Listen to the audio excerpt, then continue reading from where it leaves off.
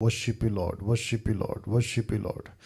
आइए प्रार्थना करते हैं और आज का जो प्रोग्राम है हम उसे शुरू करने जा रहे हैं, ठीक है ना। आइए प्रार्थना करते हैं। अनुग्रहकारी पिता, प्रभु यीशु मसीह के अद्भुत और महान नाम में प्रभु जी आपके पास आते हैं, प्रार्थना करते हैं प्रभु जी कि जितने भी सदस्य एसएसडी के सदस्य जो प्रभु सीखना चाहते हैं खरी शिक्षाओं को, प्रभु जी मैं प्रार्थना करता हूं कि परमेश्वर एक एक व्यक्ति से आप बात करिए प्रभु। प्रार्थना करते हैं परमेश्वर, कलीसिया आप बना रहे हैं और कलीसिया को आप चला रहे हैं प्रभु जी। आपके नाम को महिमा मिले, आपके नाम की बड़ाई हो प्रभु जी। इन लोगों के माध्यम से प्रभु जी आप अपने राज्य को स्थापित करिए। लड़का लड़की पुरुष स्त्री सब आपकी महिमा के लिए इस्तेमाल हो, ऐसी हम प्रार्थना करते हैं। और मैं जानता हूं ना बल से होगा ना शक्ति से होगा, पर जो भी होगा तेरी आत्मा से होगा प्रभु। ऐसी बातों के साथ आप जो हैं हमें लेके चलिए। आदर महिमा सम्मान सब कुछ आपको देते हुए ये प्रार्थना यीशु के नाम से मांगते हैं, आमीन। आप लोग सब ताली बजा सकते हैं और प्रभु को धन्यवाद दे सकते हैं। और मैं समझता हूं कि Friday batch number 2 lesson number 2 में आपका बहुत बहुत स्वागत है। आप लोग वक्त निकालते हैं। अभी 8:03 हुए हैं और मुझे बेहद खुशी है कि 230 लोग 230 पीपल अभी जो हैं ज्वाइन हो गए हैं। बहुत खुशी की बात है, आमीन।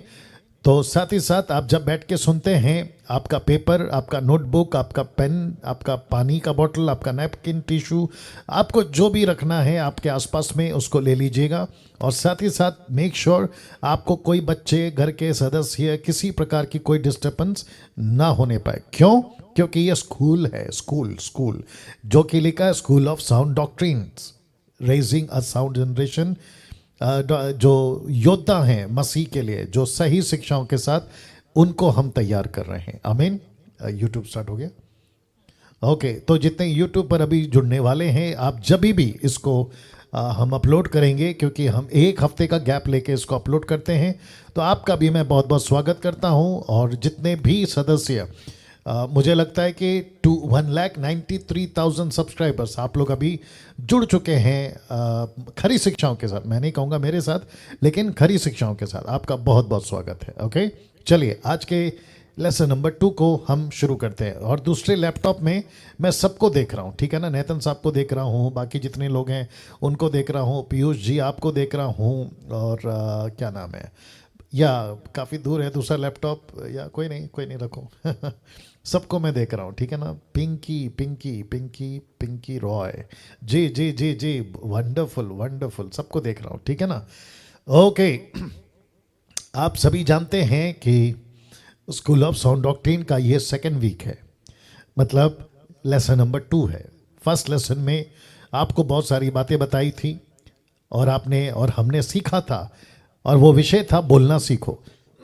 तो मैं समझता हूँ कि हम सभी को वक्त आ गया है बोलने के या बोलने का।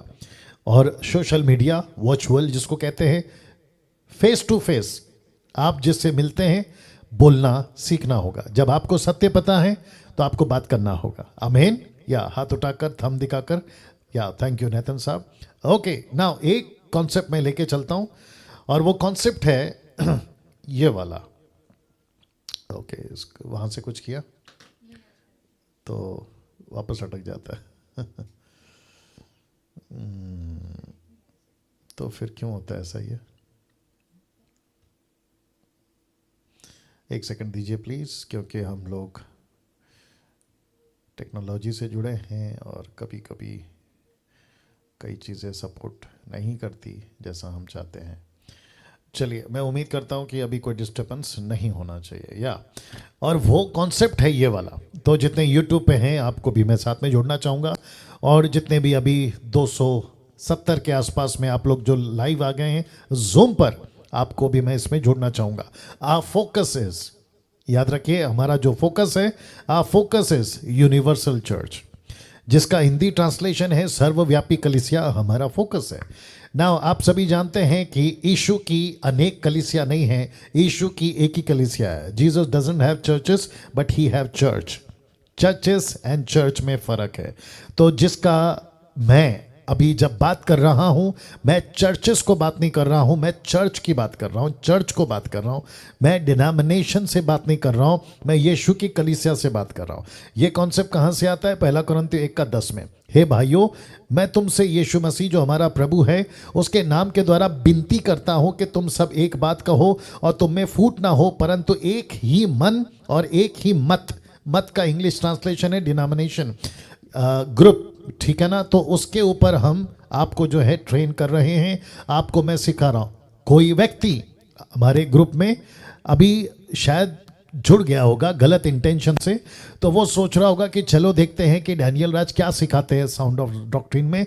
तो ऐसे व्यक्तियों को, और जब यूट्यूब पे अपलोड होगा उस वक्त, तो उनके दिमाग में अगर ऐसा है कि डैनियल राज आप डिनोमिनेशन को क्यों सिखा रहे हैं, हमारा चर्च है, हमारा अलग कॉन्सेप्ट है, हमारा पास्टर है, हमारा ये है, हमारा वो है, तो आपकी गलतफहमी दूर कर दे रहा हूं कि मैं आपके चर्च को पहली बात नहीं सिखा रहा हूं।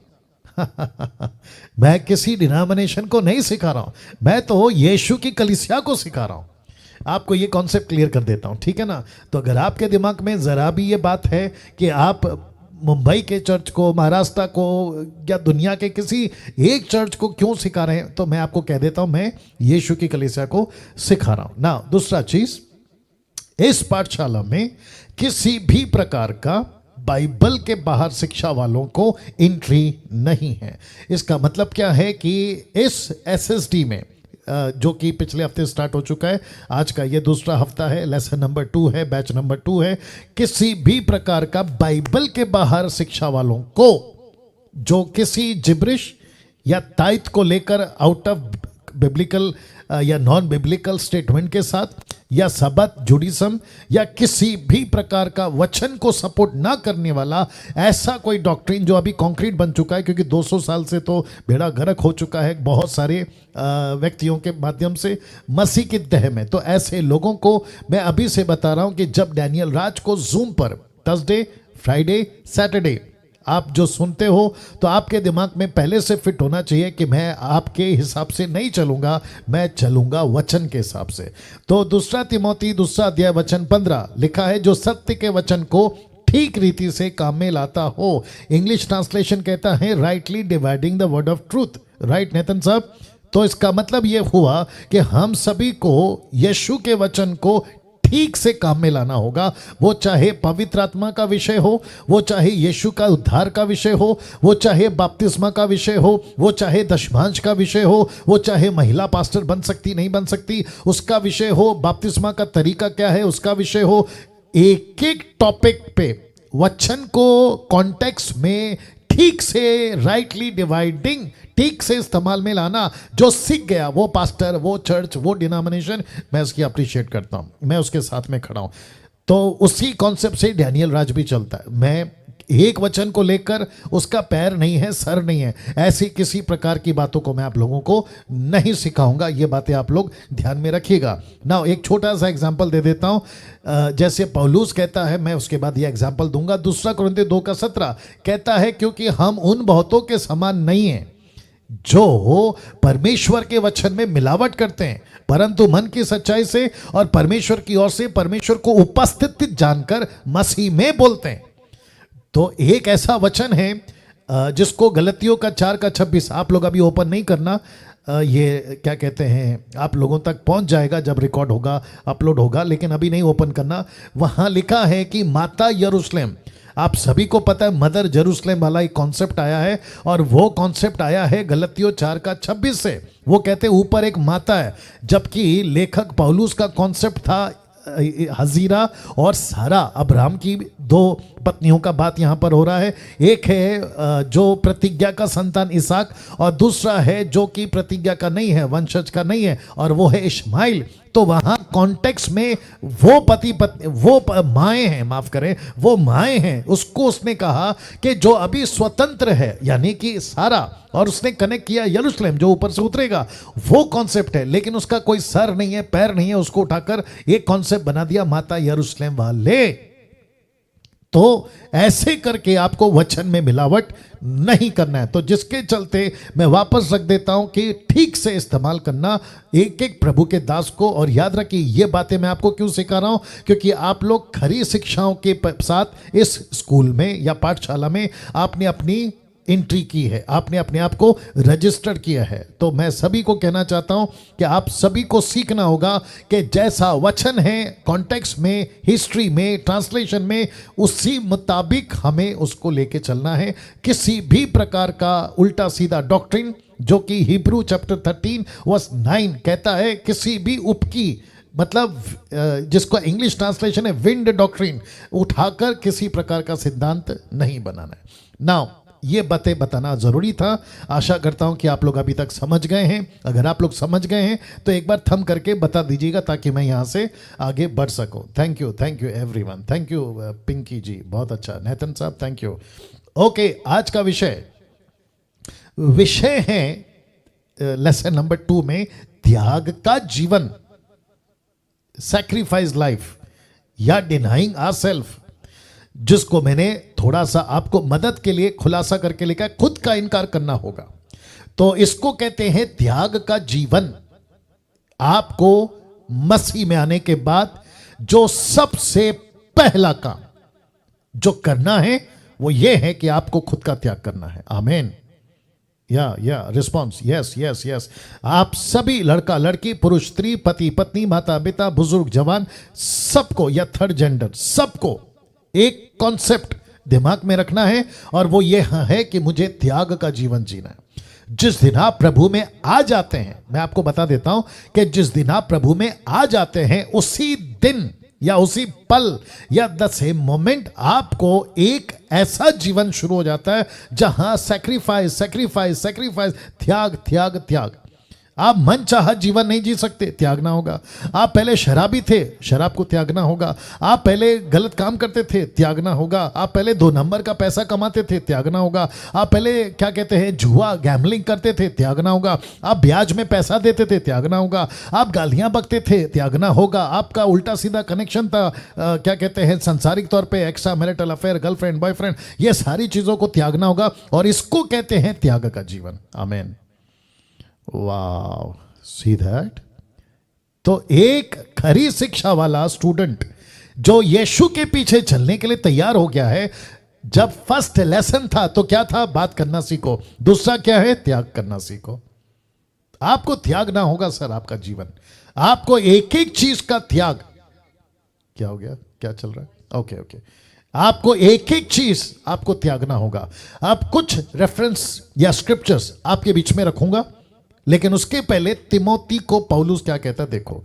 कहता है 2 तिमोती 3:1, सेकंड तिमोथियुस चैप्टर 3 एंड वर्स 1। तो जिनको इंग्लिश रेफरेंस चाहिए मैं उनके लिए बोल रहा हूं। और अगला स्लाइड यानी कि नेक्स्ट जब लेसन नंबर 3 आएगा तो हिंदी और इंग्लिश दोनों रेफरेंस रखूंगा, लेकिन अभी फिलहाल मैं बोल रहा हूं। सेकंड तिमोथी चैप्टर 3 वर्स 1 लिखा है, पर ये जान रख, आपको भी कह रहा हूं, मुझको खुद को भी कह रहा हूं, हम सबको कह रहा हूं कि जान रख क्या, कि अंत के दिनों में कठिन समय आएंगे। 2 तिमोथी 3:2 यानी कि next word, second Timothy chapter 3 verse 2, क्योंकि मनुष्य आप स्वार्थी, लोभी, डिंगमार, अभिमानी, निंदक, माता पिता की आज्ञा टालने वाले, कृतघ्न, मतलब जिसको कोई ये नहीं है आभार प्रकट करना, थैंक्स करना नहीं है, कृतघ्न, आप पवित्र, दया रहित, क्षमा रहित, दोष लगाने वाले, असंयमी, सेल्फ कंट्रोल जिसको कहते हैं, कठोर, भले के बैरी, विश्वासघाती, ढीठ, घमंडी। अब इसको देखो, परमेश्वर के नहीं वर्ण सुख विलासी के चाहने वाले। तो ऐसा कठिन समय आएगा, और जब ऐसा कठिन समय आएगा तो आपको क्या सीखना है? पढ़ लीजिए उसको, त्यागना। आपका रिस्पांस नहीं आ रहा है, वापस कहता हूं त्यागना। चलो आप लोग हाथ मत उठाओ, कम से कम थोड़ा सर हिला दिया करो, ठीक है ना, क्योंकि मेरी नज़र सब पर है। आप लोग अगर हाथ नहीं उठाते ना तो थोड़ा सर हिला दो, ओके, ऐसा वाला है ना, ये वाला, ठीक है ना। वापस आते हैं, जब ऐसे कठिन समय आएंगे जहां पे लोग ऐसे हो जाएंगे। अच्छा पास्टर डैनियल, ये जो मनुष्य लिखा है, ये मनुष्य कौन है? विश्वासी, ऑफ कोर्स। कॉन्टेक्स्ट क्या बताती है? लिखा है ना नीचे, परमेश्वर के नहीं वरना सुख विलास के चाहने वाले। ये विश्वासी हैं, अविश्वासी है, ये जो भी है। तो इसका मतलब ये हुआ कि पौलुस कहता है कि बहुत कठिन समय आएगा, और ऐसा कठिन समय आएगा कि 2 तिमोथी चैप्टर 3 वर्स 5 लिखता है कि वे भक्ति का भेष तो धरेंगे पर उसकी शक्ति को नहीं मानेंगे। ऐसों से दूर रहना, परे रहना मतलब दूर रहना। भक्ति का भेष, इसका मतलब है वो रेवरेंड हो सकता है, वो बिशप भी होगा, वो पास्टर भी होगा, वो अपोस्टल भी होगा, ऑनलाइन प्रीचर होगा, नेशनल होगा, इंटरनेशनल होगा, यूट्यूब वालों आप भी सुनिएगा, लेकिन वो भक्ति का भेष तो धरेगा। मतलब हाथ में बाइबल होगी, जबान पे प्रेज द लॉर्ड होगा और स्तुति करता हुआ दिखाई देगा, भक्ति पूर्ण दिखाई देगा, उसके उसके उसके पर्सनैलिटी पे नम्रता दिखाई देगी, हर कुछ दिखाई देगा, लेकिन वो ऐसा होगा कि उसकी शक्ति को नहीं मानेगा। शक्ति का मतलब क्या है? शक्ति कहां से आती है? वचन। वचन क्या करता है? पावर देता है। तो जिसके चलते है वो भक्ति का बेस तो धरेगा पर उसकी शक्ति को नहीं मानेगा।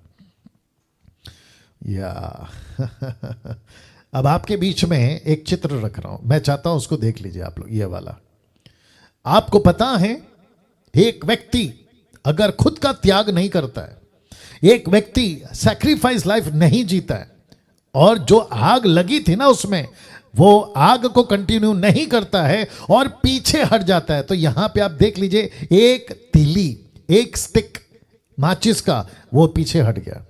और जब वो पीछे हट गया तो जो आग कंटिन्यू चलना चाहिए था वो बुझ गई। तो जिसके चलते लिखा है फर्स्ट थिस्सलुनीकियन चैप्टर 5 वर्स 19, पहला थिस्सलुनीकियों 5 का 19 कहता है आत्मा को ना बुझाओ।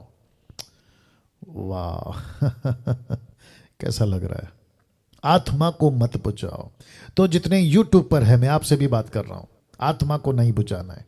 इसका मतलब क्या है अजीजों? इसका मतलब क्या है दोस्तों, प्रभु के लोगों, कि आपको जिस दिन आप यीशु की उस रेस में, यीशु के साथ उस दौड़ में पीछे हट जाते हो ना, तो आप उसके योग्य नहीं है ना। कुछ वचन इससे रिलेटेड रख रहा हूं, लूका की किताब उसका 14 का 25, जब बड़ी भीड़ उसके साथ जा रही थी, मतलब यीशु के साथ, तो उसने पीछे फिरकर उनसे कहा, किसने? यीशु ने। क्या कहा देखते हैं। कहता है यदि कोई मेरे पास आए, अपने माता पिता, पत्नी, लड़के वाले, भाई बहनों, वरना अपने प्राण को भी आप प्रिय ना जाने। इसका मतलब क्या है पास्टर डैनियल? क्या हम माता पिता को घर से निकाल दे? बिल्कुल नहीं। क्या लड़के बच्चों को घर से निकाल दे? बिल्कुल नहीं। क्या भाई बहन का रिश्ता खत्म कर दे? बिल्कुल नहीं। लिखा है आप प्रिय, मतलब इंपॉर्टेंस, या इंपॉर्टेंस। कुछ लोग क्या करते हैं पता है? मैं सब बर्दाश्त कर सकता हूं प्रभु, लेकिन मेरे घर से माता पिता, बच्चे, लड़के, भाई बहन, अगर उनको कोई अत्याचार करेगा, मसीह के लिए दुख उनको देगा, तो फिर प्रभु मैं पीछे हट जाऊंगा, मैं यीशु आपका इनकार कर दूंगा। और अगर मुझे कोई बंदूक से मारने की धमकी देगा या मुझे कोई तलवार से काट देगा तो मैं पीछे हट जाऊंगा, मुझे अपना जान बचाना है। ऐसे लोगों को यीशु कहता है कि अपने माता पिता, पत्नी, लड़के, बच्चे, भाई बहन, वरन अपने प्राण को भी आप प्रिय ना जाने, वो मेरा चेला नहीं हो सकता। वो मेरा चेला नहीं हो सकता।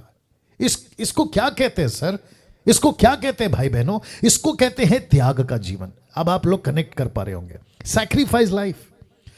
मसीह बनना एक चुटकी में बन जाते हैं।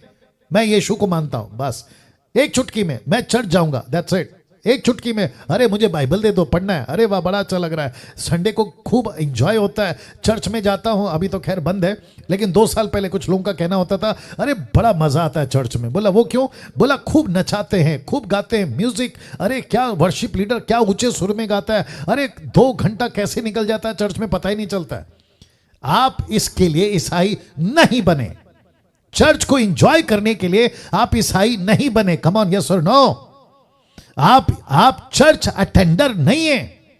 आप बाइबल को हाथ में पकड़कर आप संडे टू संडे चर्च जाने वाले ईसाई क्रिश्चियन नहीं है, बल्कि जिस दिन आपने यीशु को अपनाया उसी दिन से आप एक सैक्रिफाइस लाइफ जीना शुरू करते हैं। कैसा लग रहा है? मैं सबसे बात कर रहा हूं, जो भी 350 के आसपास लोग जुड़ गए हैं, थैंक यू, थैंक यू। मैं जो लोग अप्रिशिएट कर रहे हैं मैं धन्यवाद देता हूं। मैं वापस कहता हूं, सैक्रिफाइस लाइफ जीना होगा।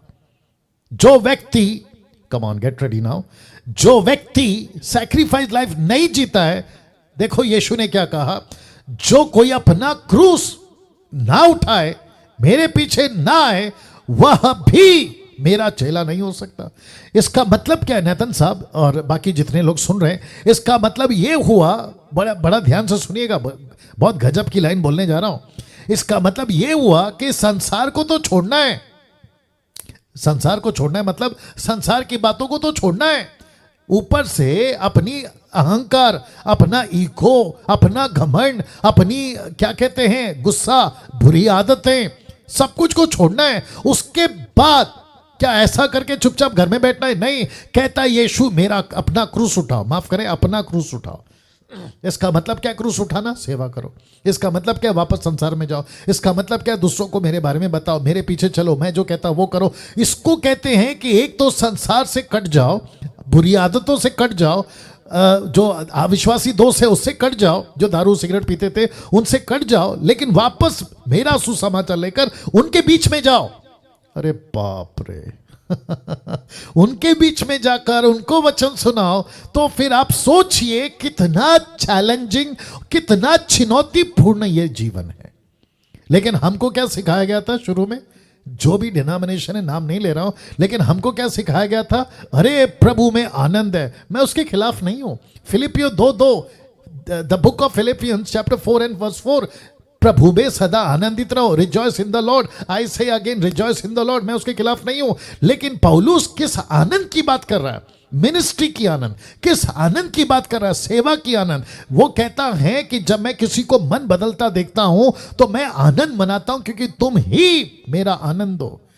तो लूका 15:10 में भी तो यही लिखा है कि जब एक पापी मन फिराता है तो स्वर्ग के राज्य में आनंद मनाया जाता है। ये उस आनंद की बात कर रहा है। लेकिन कुछ लोग क्या कहते हैं? मैं संडे जाता हूं, खूब मजा आता है, उसके बाद मैं घर में आता हूं, फिर मटन खाता हूं और खूब फैमिली के साथ में एंजॉय करता हूं, पिकनिक जाता हूं, शॉपिंग मॉल जाता हूं और घर पर जाकर सो जाता हूं। ये नहीं है क्रिश्चियन। तो पास्टर डैनियल, क्या घर पे एंजॉय करना गलत है? बिल्कुल नहीं। क्या पिकनिक जाना गलत है? बिल्कुल नहीं। क्या फैमिली के साथ वक्त बिताना गलत है? बिल्कुल नहीं। लेकिन आपका फोकस क्या है मसीह बनने के बाद? Sacrifice life. Wow you understand? जिसके पास में नाउ, मैं किससे बात कर रहा हूं? मैं संडे प्रीचर से बात नहीं कर रहा हूं, मतलब जो संडे को आते मैं उनकी बात नहीं कर रहा हूं। मैं फेसबुक पे प्रचार नहीं कर रहा हूं, मैं यूट्यूब के लिए प्रचार नहीं कर रहा हूं। मैं बात कर रहा हूं एसएसडी के मेंबरों से, स्कूल ऑफ साउंड डॉक्ट्रिन। एक सिपाही से बात कर रहा हूं, एक योद्धा से बात कर रहा हूं, जो क्या कहते हैं ना, हथियार लेकर बॉर्डर पे खड़ा रहता है। मैं उसकी बात कर रहा हूं। तो ऐसे लोग, यीशु कहता है अपना क्रूस उठाओ, मेरे पीछे चले आओ। अगर तुम अपना क्रूस नहीं उठाते, मेरे पीछे नहीं चलते, तुम मेरे योग्य नहीं है। अब इसको देखिए साहब, लूका का किताब उसका 9:62, लूक 9:62 क्या लिखा है देखो। यीशु ने कहा, देखो क्या कहा, कहता है जो कोई अपना हाथ हल पर रखकर पीछे देखता है वह परमेश्वर के राज्य के योग्य नहीं है। तो पहला क्या कहता है? मेरे योग्य नहीं है, मेरे पीछे नहीं आ सकता, मेरा चेला नहीं बन सकता। अब क्या कहता है? अगर कोई आ गया, यीशु में आ गया, मिनिस्ट्री भी करना शुरू किया, क्योंकि हल पर हाथ रखना मतलब मिनिस्ट्री में हाथ रखना। वो मिनिस्ट्री में आ चुका है, सेवा में आ चुका है, लेकिन बीच में उसने हाथ हटा लिया। तो प्रभु कहता है वो राज्य के योग्य नहीं है। मेरा तो दूर की बात है, वो राज्य के योग्य नहीं है। Can you believe this? तो इसका मतलब है कि अभी आप लोग जितने भी सदस्य देख रहे हैं मुझे, मैं आप सभी को कहना चाहता हूं कि आपका आज का लेसन नंबर 2, एसएसडी का लेसन नंबर 2, बैच नंबर 2 पे ये टॉपिक है कि अपना त्याग करना होगा, सैक्रिफाइस करना होगा, खुद का डिनाई करना होगा। तो ऐसे खुद का त्याग करने में, डिनाई करने में, कई क्षेत्रों में आपको त्याग का जीवन जीना होगा। तो कई क्षेत्र हैं, ठीक है ना?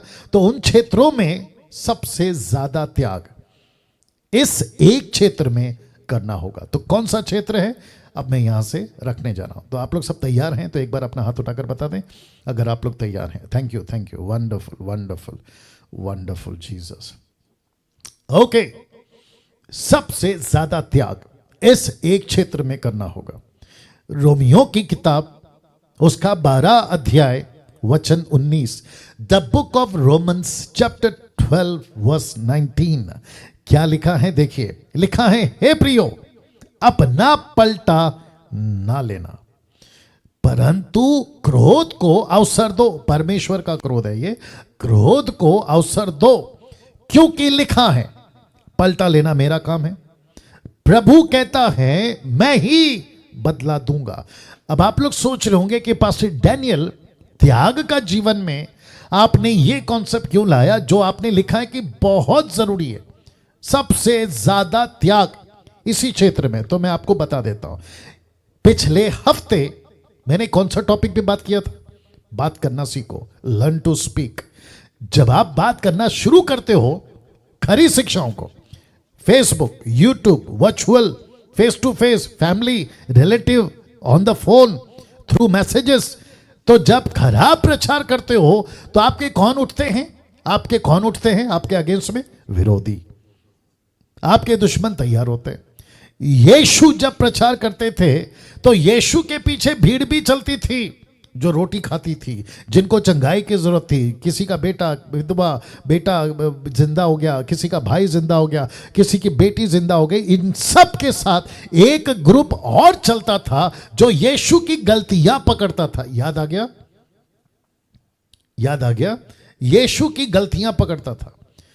वो कौन थे? शास्त्री, फरीसी, सदूकी, ऐसे लोग थे जो यीशु की गलतियां पकड़ते थे। वो बात अलग है कि यीशु गलती कभी नहीं करता था, ये तो पत्थर की लकीर है, आमीन।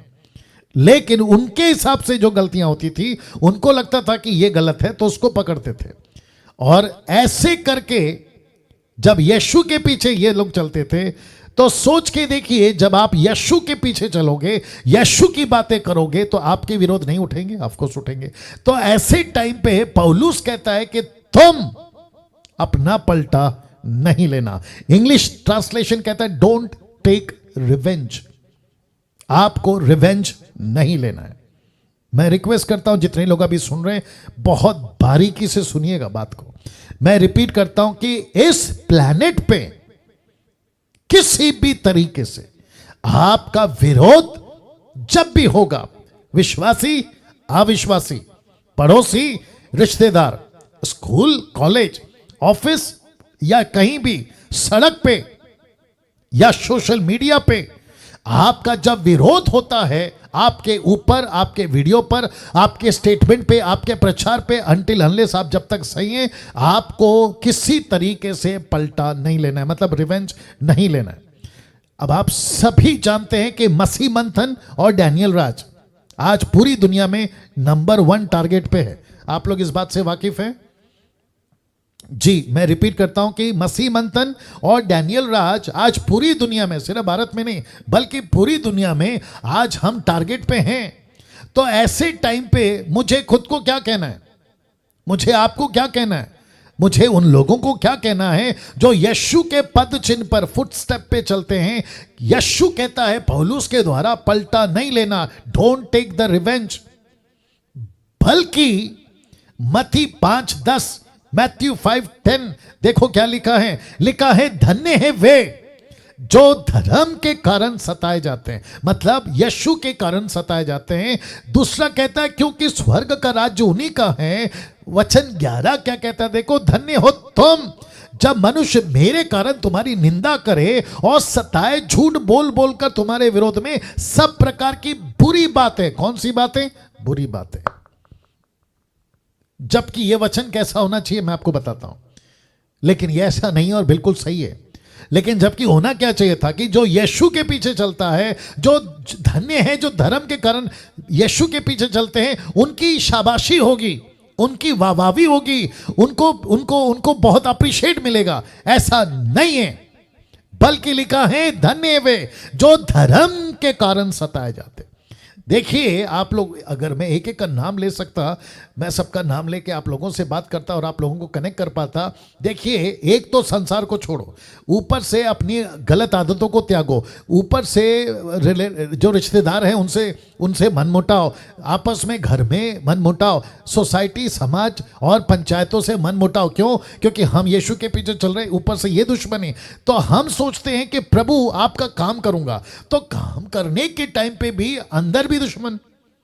बाप रे बाप रे बाप रे बाप रे, मतलब बाहर तो दुश्मन है ही, लेकिन अंदर वाले भी दुश्मन है। तो यीशु कहता है धन्य है वे जो धर्म के कारण सताए जाते हैं, क्योंकि स्वर्ग का राज उन्हीं का है। धन्य हो तुम जब मनुष्य मेरे कारण तुम्हारी निंदा करे, सताए, झूठ बोल बोलकर तुम्हारे विरोध में सब प्रकार की बातें करे। अब देखो क्या लिखा है वचन 12 में, लिखा है आनंदित और मगन होना, क्योंकि तुम्हारे लिए स्वर्ग में बड़ा प्रतिफल है, बड़ा, छोटा नहीं, बड़ा फल है, इसीलिए कि उन्होंने उन भविष्यवक्ताओं को जो तुमसे पहले थे इसी रीति से सताया था। तो यीशु कहता है कि डैनियल, आज अगर तेरा विरोध हो रहा है तो ये नहीं सोचना कि तू प्लेनेट में एक अकेला व्यक्ति है जो तेरा विरोध हो रहा है।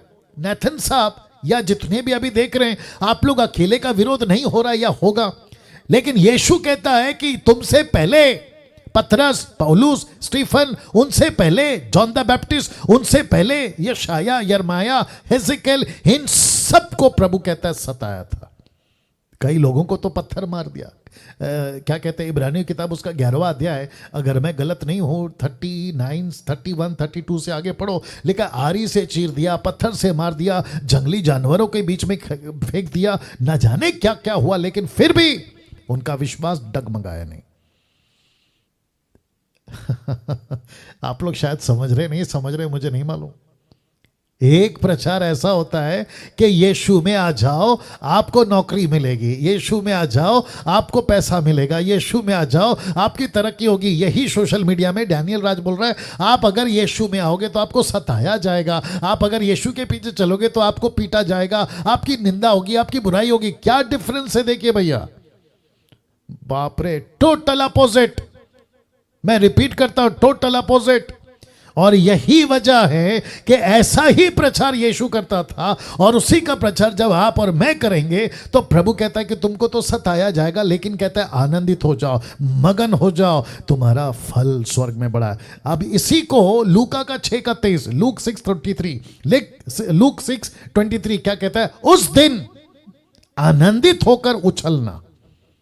बाप रे, मतलब हम उछलते कब हैं, जब लॉटरी लगती है। वो बात अलग है कि मसीह लोग लॉटरी नहीं खेलते, वो बात अलग है, लेकिन हम उछलते कब हैं, जब जमीन पे गड़ा हुआ सोना मिल जाए। हम उछलते कब है, जब नौकरी की लेटर आ जाए। हम उछलते कब है, जब अमेरिका का वीजा लग जाए। हम उछलते कब है, जब शादी फिक्स हो जाए। ऐसे बातों पे उछलते हैं। तो प्रभु कहता है कि जब तुम्हारी पिटाई हो रही हो, जब तुम्हारी निंदा हो रही हो, जब सोशल मीडिया पे तुमको ट्रोल किया जा रहा हो, जब तुम्हारा खुद का सोसाइटी रिलेटिव तुम्हारे ऊपर आलोचना करे, तो कहता है आनंदित होकर उछलना। बाप रे बाप रे बाप रे बाप रे। और क्योंकि देखो तुम्हारे लिए स्वर्ग में बड़ा प्रतिफल है। उनके बाप दादे भविष्यवक्ताओं के साथ भी वैसा ही किया करते थे। तो यीशु कहता है कोई बड़ी बात नहीं है। मैं कल के सेशन में बात कर रहा था, जो लेसन नंबर 1 था, आप लोगों का तो लेसन नंबर बैच नंबर 1 था, आपका बैच नंबर 2 है। तो मैं वहां पर कह रहा था कि यीशु के दाढ़ी के बाल नोचे गए, यीशु के मुंह पे थूका गया, यीशु के आंखों पे पट्टी बांध के उनको पीछे से मारा गया, यीशु को खीले मारे गए। अगर यीशु चाहता ना, ऐसे चुटकी बजाकर उनको खत्म कर देता था, यस और नो, या, लेकिन नहीं किया उन्होंने। तो यीशु कहता है कि डैनियल मुझसे सीख, अगर मैं इतना बड़ा परमेश्वर, जबकि मैंने कोई गलती नहीं करी, मैं चुपचाप उन कतरने वाली भेड़ की समान चुप रहा ना, वैसे तुझे भी चुप रहना है। मैं रिपीट करता हूं, हम सबको बस सीधा काम करना है, प्रभु का काम करना है, आगे बढ़ना है। मैं एक छोटा सा एग्जांपल दे रहा हूं जो मैंने कल नहीं दिया, आप लोगों को दे रहा हूं क्योंकि पवित्र आत्मा अलग अलग तरीके से बात करता है। आपको पता है जो घोड़ा होता है ना युद्ध का, आप लोग जानते हैं घोड़ा, हॉर्स, जो युद्ध का घोड़ा होता है ना, उसके राइट आंख और लेफ्ट आंख पे एक ऐसे पट्टी बांधी जाती है, और उस घोड़े को कहा जाता है कि ना दाएं देखना ना बाएं देखना, सीधा सामने देखना। इसका मतलब है कि आप और मैं युद्ध के घोड़े हैं, आप और मैं युद्ध के सिपाही हैं। बाईं तरफ वाला क्या बोल रहा है, दाईं तरफ वाला क्या बोल रहा है, यह देखना आपका मेरा काम नहीं है। इस क्षेत्र में हमको त्यागना होगा ना। मैं कुछ वचन रख रहा हूं जो कि बहुत इंपॉर्टेंट है। लूका की किताब उसका 6:7 है, लूक 6:27। देखो क्या लिखा, परंतु मैं तुम सुनने वालों से कहता हूं, अपने शत्रुओं से प्रेम रखो। बाप रे बाप रे बाप रे बाप रे। क्या रखो, अपने दुश्मनों से प्रेम रखो। कौन है हमारे दुश्मन, जानते हो? आपका दुश्मन वो है जिसने आज सुबह आपको फोन करके धमकी दी, प्रभु कहता है उससे प्रेम कर। आपका दुश्मन वो है जिसने आपको सोशल मीडिया पे ट्रोल किया, वो है आपका दुश्मन। आपका दुश्मन वो है जिसने रिलेटिव ने आपको कहा कि मैं तुम्हारा रिलेटिव या फिर परिवार से तुमको बेदखल करता हूं, तुमको पंचायत से बेदखल करता हूं, तुमको सोसाइटी से बेदखल करता हूं, तुम ऐसे हो वैसे हो। प्रभु कहता है वो शत्रु से प्रेम करो। क्या बात है भाई, ये है खरी शिक्षा। आपको पता है, चलो आगे रखता हूं फिर बात करूंगा। लिखता है जो तुमसे बैर करे उनका भला करो, जो तुम्हें श्राप दे उनको आशीष दो, जो तुम्हारा अपमान करे उनके लिए प्रार्थना करो। माय गॉड, फिर लिमिट यहां पे नहीं होती क्रॉस, लिमिट तो अब होगी क्रॉस। लिखता है तेरे एक गाल पर कोई थप्पड़ मारे उसकी और दूसरा भी फेर देना, जो तेरी दोहरी छीन ले तो उसको कुर्ता भी दे देना। मतलब एक गाल पे थप्पड़ मारे तो उसको फिर से बुलाकर बोलो भाई इधर कम पड़ गया, इधर भी मार के जाओ। अब आप समझ गए? क्या ये जीवन जी सकते हैं? बिल्कुल नहीं, नहीं जी सकते। क्या ऐसी बातों को रखकर मसीहत में किसी को ला सकते हैं? बिल्कुल नहीं ला सकते। तो यीशु ने यही तो कहा ना, मेरे पीछे चलना आसान नहीं है, मुझे फॉलो करना आसान नहीं है। इसलिए तो यीशु ने कहा चौड़ा रास्ता बहुत लोग जाएंगे, सकरा रास्ता बहुत कम लोग हैं। तो जिसके चलते आपको और मुझको आज ये लेसन नंबर 2 में प्रभु सिखा रहा है कि हमको एक ऐसा त्याग का जीवन जीना होगा। देखो ये वचन क्या कहता, फिर मैं उस पॉइंट पे आऊंगा जो अभी मैं बोलने वाला था। लूक 6:31 लिखा है, जैसा तुम चाहते हो कि लोग तुम्हारे साथ करें तुम भी उनके साथ वैसा ही करो। My goodness.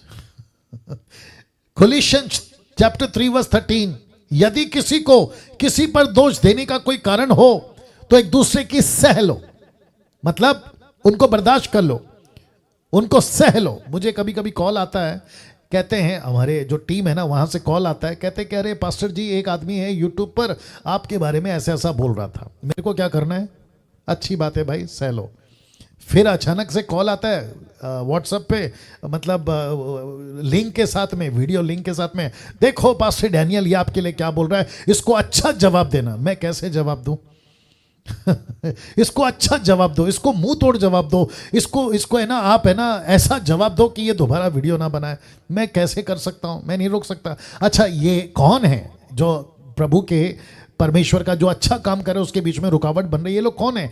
ये इंसान नहीं है ना सर, ये मनुष्य के द्वारा भेजे हुए लोग नहीं है ना, ये अंधकार की ताकत की ओर से भेजे हुए लोग हैं। इनका क्या कर सकते हैं बताइए? तो प्रभु कहता है सह लो। मैं रिपीट करता हूं, सह लो, बर्दाश्त करो। तो मैं भी बर्दाश्त कर रहा हूं ना। इसको देखिए, एक दूसरे के अपराध क्षमा करो, जैसे प्रभु ने तुम्हारे अपराध क्षमा किए तुम भी उनके अपराध क्षमा करो। अब एक आपको कॉन्सेप्ट देता हूं, बहुत ध्यान दीजिएगा।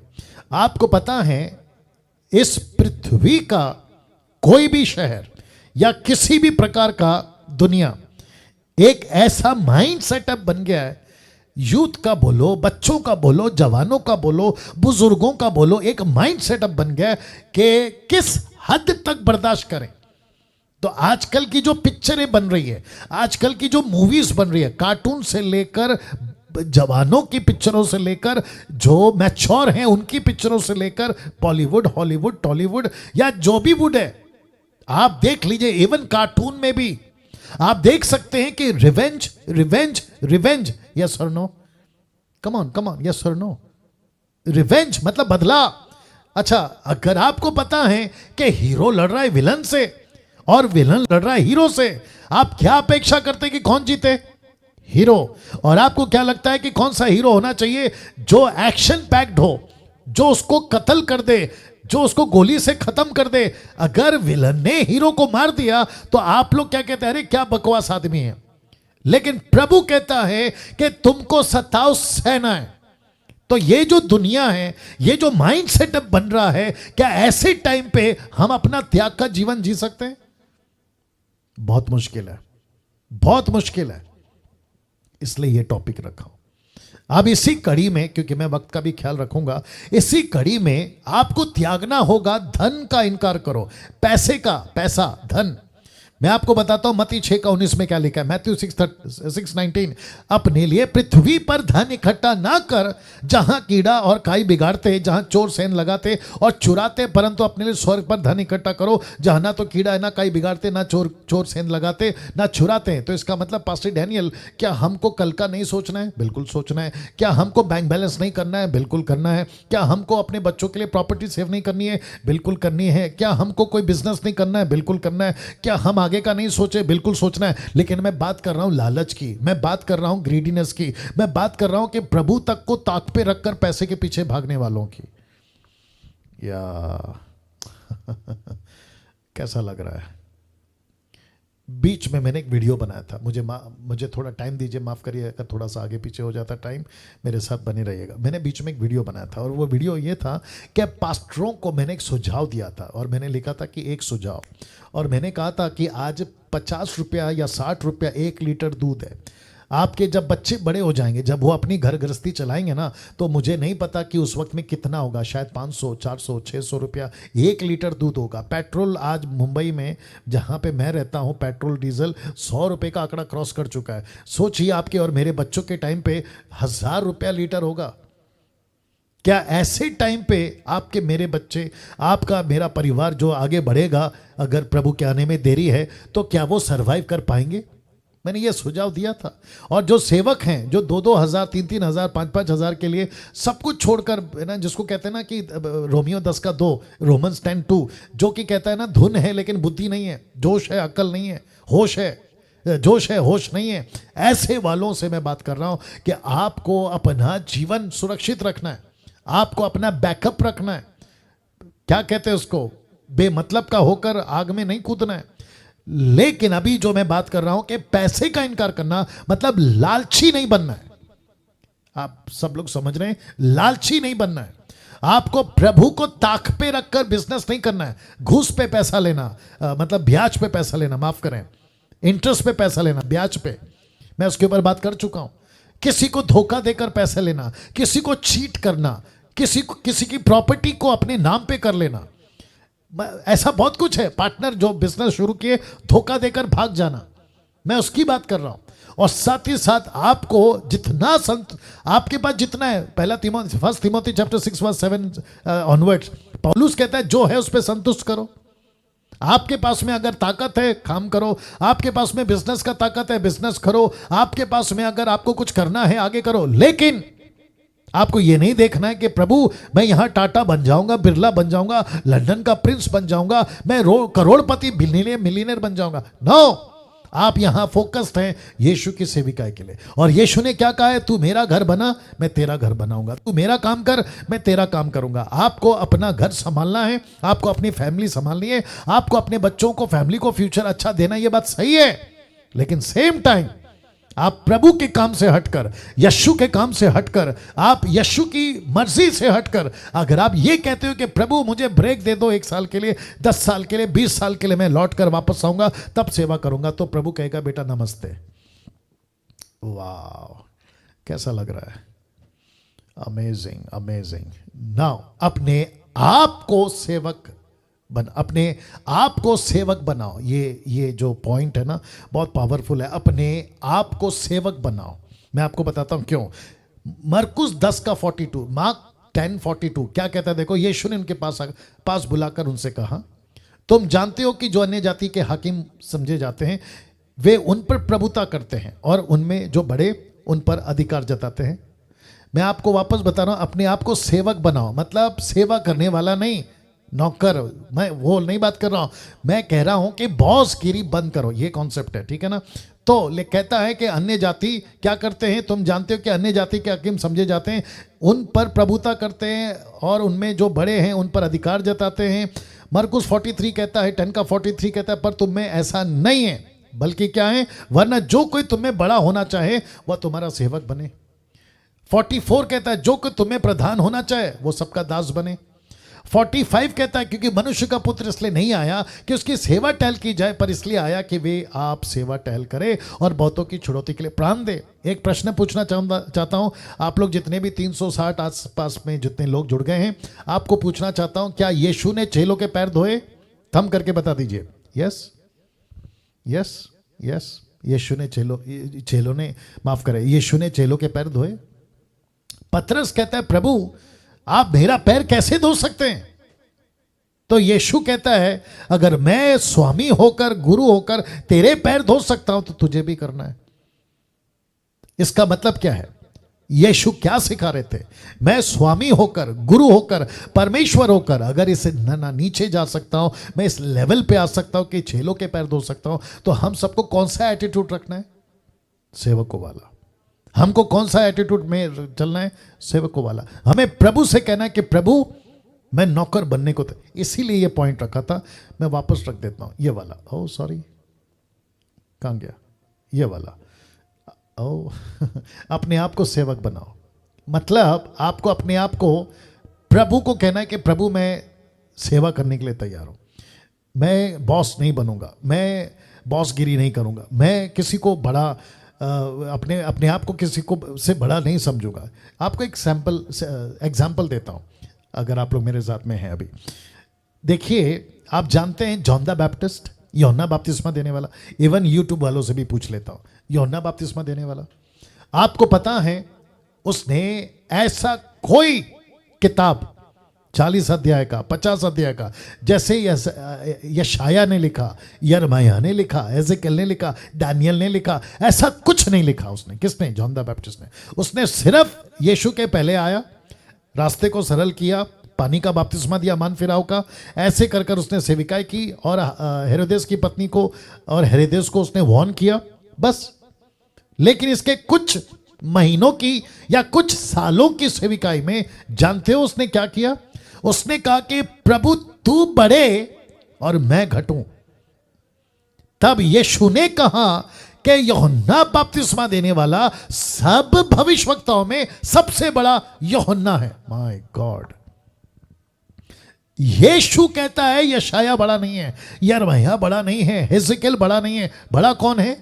John the Baptist. क्यों? क्योंकि जॉन द बैप्टिस्ट ने खुद को नीचे किया। तो जो नीचे करता है, सेवक बन जाता है, दूसरों की सेविकाई करता है, उसको प्रभु ऊंचा करता है।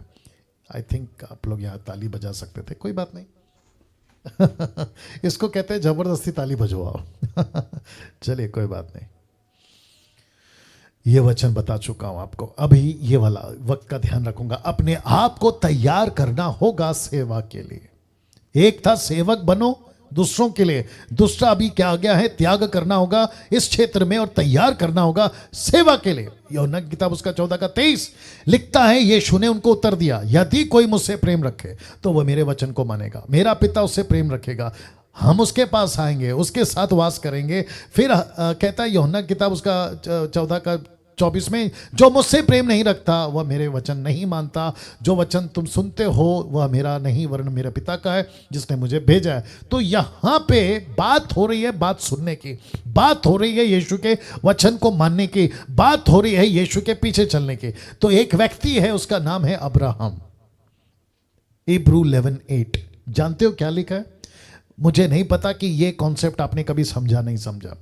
हिब्रू 11:8 जानते हो क्या लिखा है? विश्वास ही से इब्राहिम ने जब बुलाया गया तो आज्ञा मानकर ऐसी जगह निकल गया जिसे मिरास में लेने वाला था, और यह ना जानता था कि मैं यानी इब्राहिम किधर को जाता है, तो भी निकल गया। इसको क्या कहते हैं?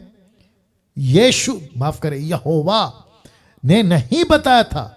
इसके हाथ में किसी प्रकार का मैप, किसी प्रकार का जीपीएस, किसी प्रकार का स्ट्रक्चर, किसी प्रकार का क्या कहते हैं ना गाइड करने वाला कोई व्यक्ति नहीं था।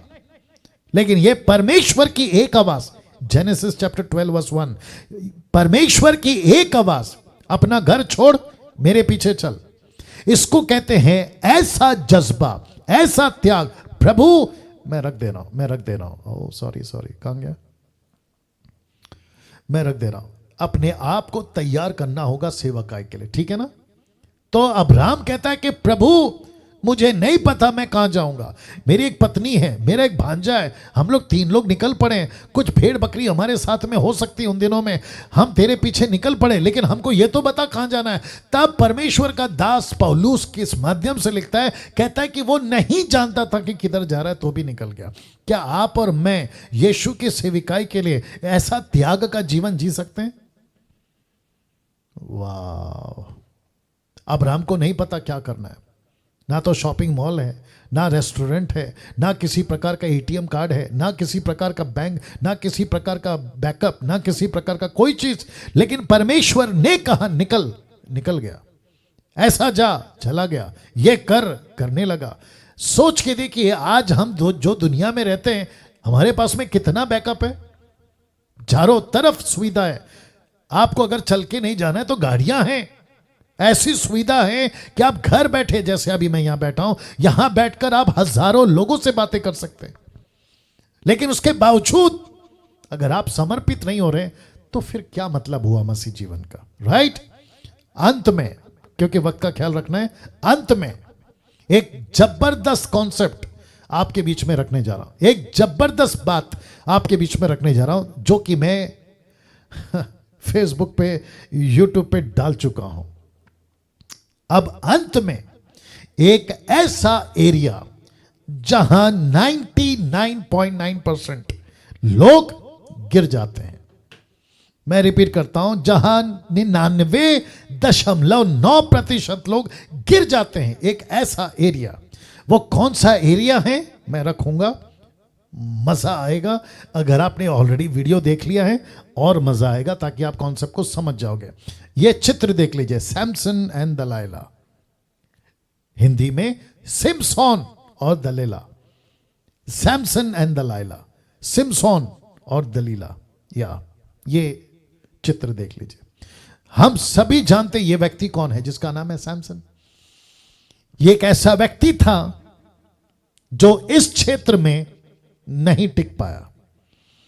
ताकत थी, बचपन से अभिषेकित था, परमेश्वर की ओर से चुना हुआ था, इजरायलियों का प्रोटेक्टर था, फिलिस्तीन को खत्म करने के लिए चैलेंजर था।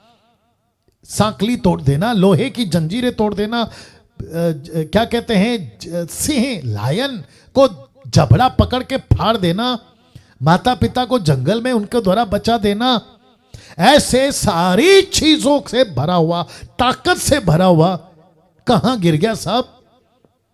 मैं वापस रख रहा हूं, 99.9% लोग गिर जाते हैं। कौन सा क्षेत्र है जहां पे ये सैमसन गिर गया? मैं उसको अभी रखूंगा, बहुत ध्यान दीजिएगा प्लीज। लड़का लड़की, पुरुष स्त्री, जवान बुजुर्ग, सभी ध्यान दीजिएगा। शैतान ने हर सैमसन के लिए या सिमसोन के लिए या सैमसन के लिए एक दलाइला या दलीला या दलाइला तैयार करके रखी है शैतान ने। मैं रिपीट करता हूं, हर सैमसन के लिए, एक एक प्रभु के दास के लिए, एक एक वर्शिपर्स के लिए, एक एक म्यूजिशियंस के लिए, एक एक प्रीचर के लिए, एक एक सो कॉल्ड इंटरनेशनल एवेंजलिस्ट के लिए, सब के लिए शैतान ने सैमसन नाम जो रखा है, मैंने दलीला तैयार करके रखा है। अब आपके हाथ में चुनाव है कि आप दलीला को कैसे हैंडल करते हैं, आप दलीला को कैसे डील करते हैं। आपके हाथ में चुनाव है। पास्टर डैनियल, वो कौन सा क्षेत्र है जहां 99.9% लोग गिर जाते हैं?